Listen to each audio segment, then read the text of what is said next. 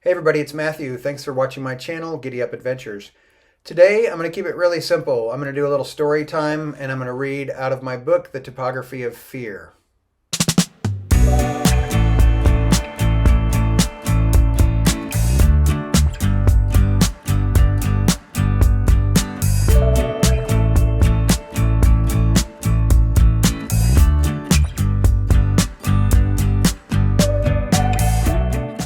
I recently did a speaking engagement about my book, and lots of guys came up to me and said how much the book meant to them, how they thought it was important that men be um, reminded that it's okay to ask for help. And, there's a lot of people struggling these days. COVID's kind of over, but there's a lot of fallout from things that people had to face during that time. And a lot of people in my circle of friends have gone through, these have been some of their toughest years. In any case, I also I have some speaking engagements coming up. I'm speaking at Overland Expo near Bend, Oregon. And next weekend I'm doing the Tour Tech rally, and I'm speaking there, I think on noon on Saturday. Anyways, but Adventure Moto Magazine just gave me a great plug. They gave me the rear page of the magazine, did a full review. Sam Manicom, one of my favorite writers, did a story about my book, a review. And it says, this book provides a shining example about how the darkness of the mind can dominate all but still be defeated. It's also about how making one's dreams come alive can open a world of possibilities. And, he goes on to describe the book, and, my overall message is one of hope. And everybody listening and everybody not listening at some point will go through a dark period of their life. Mine, a lot of the book that I wrote was written after a divorce and kind of some career fumbles where I couldn't get the traction again and have my career be what I wanted it to be. And, life's going to throw you those curveballs. But I thought today I would just read the first chapter of my book, and I think it's funny, but it also talks about the darkness and about how challenging it was for somebody like myself who struggled with some mental handicaps. I had anxiety attacks for 2 decades, and it was really a struggle. And I was starting to give up hope that I would ever be normal again. Anyways, I also thought that by going out on the Trans-America Trail and kind of ripping off the Band-Aid and facing my fears all at once, that would take care of it. But it took a lot more than that. I had to do therapy and a lot of things. So anyhow, Chapter 1, Black Dragon. In the morning, it was time for me to face the dragon, specifically Black Dragon Wash, west of Green River, Utah. For a couple of years, I had been reading about people riding this tricky section of trail that runs through a beautiful canyon. Some people swore that it was nearly impossible, and others said it was just an enjoyable afternoon ride. The variable being, other than bike choice, if you're on a big 1200, it's a pretty tricky section of trail. But the other variable being if a gully washer had rearranged things, as it were. This canyon on the Trans-America Trail, or TAT, has everything motorcyclists hate. Boulders the size of baby heads, deep sand, and rock ledges. I was pretty nervous, and yet here I was finally doing it. Crap. When it comes to actually riding, I'm pretty good with technical stuff. Steep, rutty, sandy, rocky sections that send many riders over the handlebars. Technical stuff doesn't freak me out. It is usually brief. The truly frightening part is that I'm agoraphobic, and somehow I ended up in the middle of the desert on this coast-to-coast motorcycle adventure. People who are agoraphobic don't travel in the middle of the desert, and certainly not on a dirt bike. According to Webster's dictionary, agoraphobia is an abnormal fear of being helpless in a situation from which escape may be difficult or embarrassing that is characterized initially often by panic or anticipatory anxiety, and finally being the avoidance of public places. When a normal person may be thinking something will be a little challenging, I'm thinking, when the carburetor fails, it's exactly 37.3 miles back to the last town, and since it's the desert, I'll no doubt die of heat exhaustion because I'll have a panic attack while overheating. Logically, I'm with my 2 buddies, and it is highly unlikely that all 3 bikes would have trouble at the same time. Unfortunately, logic is not always the lord of this domain.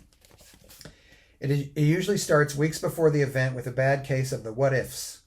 What if somebody gets hurt? What if my Camelback hydration bladder leaks and I find it empty when I need it most? What if I get a flat tire and my axle wrench was left on a park bench 2,000 miles back? The list goes on and on, resulting in full-on panic, which makes my mind race from thought to thought, unable to focus. My extremities tingle and my chest gets tight.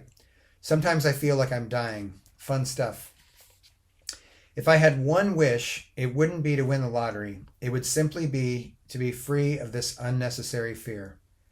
I've dealt with this crazy bullshit for the last 3 decades, but the first 12 of those, I would pour beer all over the problem, and it usually fixed things until the drinking itself became the bigger problem. Now, 8 years sober, I'm here. I'm dealing with this, in the middle of freaking nowhere. This might be the single dumbest idea I've ever had. What was I thinking? Coast to coast on dirt roads? Are you kidding me? 200 yards from exiting Highway 70, the roll charts, which we used to navigate, became completely irrelevant. How hard can it be to find? It's a big old canyon. I looked left, looking for a break in the wall of sandstone. However, having trusted the roll charts from eastern Tennessee to Utah, it was unsettling to have things not matching up.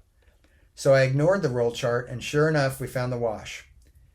It was heating up, and as I prepared the tripod and camera. Once I threw a leg over the saddle and started to ride, it was actually pretty fun.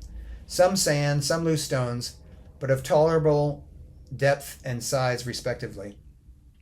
The sheer cliff faces on both sides were massive and painted with desert varnish, which is iron that oxidizes and turns black. It was hard to get a sense of how long the canyon was. Was it a mile? 5 miles? The trail here is unique in that it often splits into 2 trails, but most likely the meandering paths led to the same place since you're in a canyon after all. But the choice is to ride in the Sandy Creek bed with fist-sized boulders or ride alongside it, weaving through a steep roller coaster of tussocks, up and down, and up and down. Because I was taking pictures, I had fallen into last position in our little troop. Thus, I rode conveniently behind my 2 guinea pigs. If Travis or Richard struggled, I would simply take the opposite trail. We had rounded 5 bends in this canyon, and it showed no signs of widening or becoming less of a canyon. I paused for a moment and looked down at my GPS. My heart sank immediately. When I zoomed out, I noticed it just showed a straight line. What? How can it show a straight line in this labyrinth of rust-colored walls that is decidedly anything but straight? I zoomed out on the little digital screen. Same thing. Uh-oh. I had a wave of panic, and I was getting hot in this breezeless stone corridor. Ugh. How am I supposed to navigate when the roll charts aren't matching and the GPS is now completely irrelevant? We had clearly followed a serpentine route, goddammit, and nothing was matching. Don't freak out, I told myself. Just keep riding. My chest felt tight. My grip on the bars was white-knuckled. Then a few minutes later, I saw a rider coming towards us, but something was a little off. Then there were 2, then 4 riders, all on these tiny, ancient Honda CT90s. And I said, "Are you guys doing the tat in reverse?" I asked. "Yeah, we're the guys from Cycles East." Wow, I had been reading online about these guys for a while, and sure enough, they had come across Oregon, Nevada, Utah, and now our paths had crossed. They said they had camped half an hour west on the trail. These guys were different than me. They knew exactly how to fix everything on these bikes because they had hand-built them entirely themselves. They had decades of off-road experience and navigated this setting like their native habitat. Why were they not worrying like me? They said one rider had given up and they lost a support vehicle along the way due to mechanical issues, but none of them seemed remotely stressed.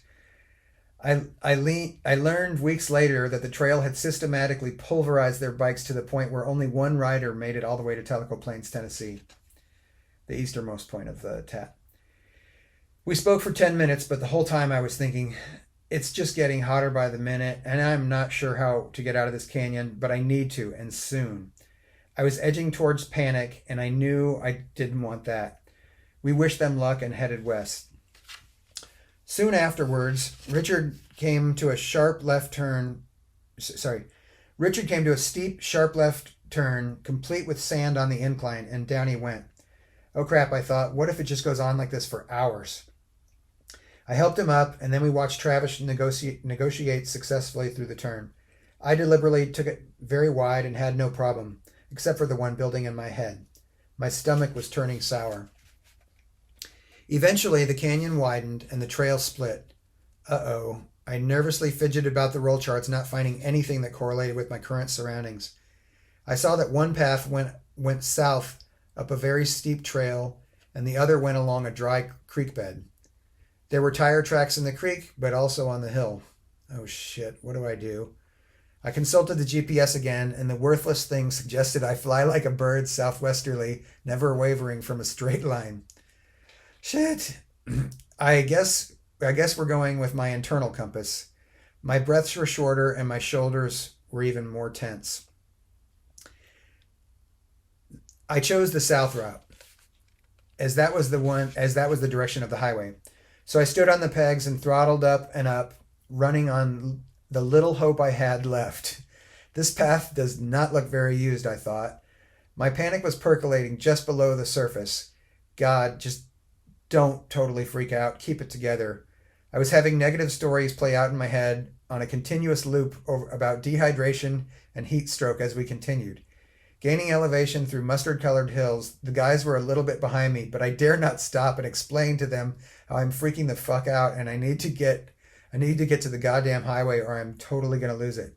Besides, Travis had long ago grown tired of my fearful lamentations, and hearing about it was clearly not welcome. Then I started thinking, is my mouth dry because I'm nervous or because I'm actually dehydrated? I sucked on the mouthpiece of my water bladder hose, bringing cold fluid to my mouth and lips. Again, the road split. Now what? I randomly chose the left turn and rode up an incline that seemed more like a wall the closer I got to it. I negotiated to the top, and in the end it dead-ended. I had actually been praying in my helmet, and this is the answer I get? When I turned the bike from where I came, I was about to tell the guys the bad news. I saw something truly beautiful. About 200 yards away was Interstate 70. This hot slab of tar and aggregate held the wonderful promise of directional certainty that my nightmares of heat stroke were abated for at least today. My hope was restored. There was a fence, but in my mental state, I would have minced the barbed wire with my Leatherman tool if need be. But luckily, there was a way to open it and close it. Exhale. My shoulders relaxed, my grip loosened. I had gotten through mental battle number 746, exhausted, but at least I had made it through for now. So that's just chapter 1. And as the story goes on, I both drive my friends crazy, drive myself crazy, but I think that there's a universal truth in that we're all afraid of something. And again, I don't think most of us would ride motorcycles if it was just easy. And, some of this stuff freaks out people this much. Some it freaks out a lot more. Some people being in remote areas or in the wilderness, the thought of getting lost doesn't bother them at all. But those same people couldn't do what I've done for my whole life, which is be a freelance artist, writer, photographer. And, not having a paycheck certainty freaks them out. And in any case, the people that have thanked me for my book say things like, man, we just really appreciate that you're telling guys they can ask for help. I have a network of guys that I call when I'm freaking out.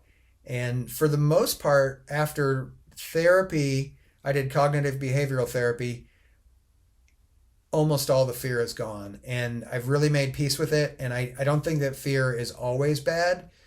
We wouldn't have evolved as a species if we weren't afraid of snakes or bears.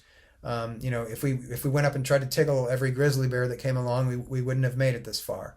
So fear can be your friend too. And my book is about how I took the long way to find peace with that. And in any case, I will be at Tour Tech. I will be at Overland Expo. Feel free to come up and talk to me about the book. Talk to me about your fears.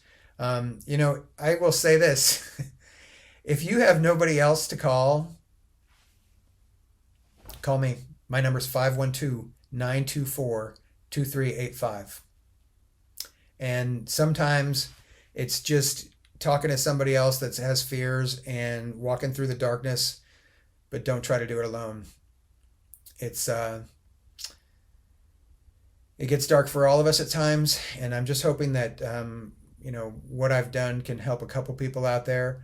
I'm not a healthcare therapist or anything like that, but sometimes it's just as simple as not knowing you're the only one. Anyways, thanks for listening to my book and my words, and stay safe out there on the trails, and maybe I'll see you out there. Thanks.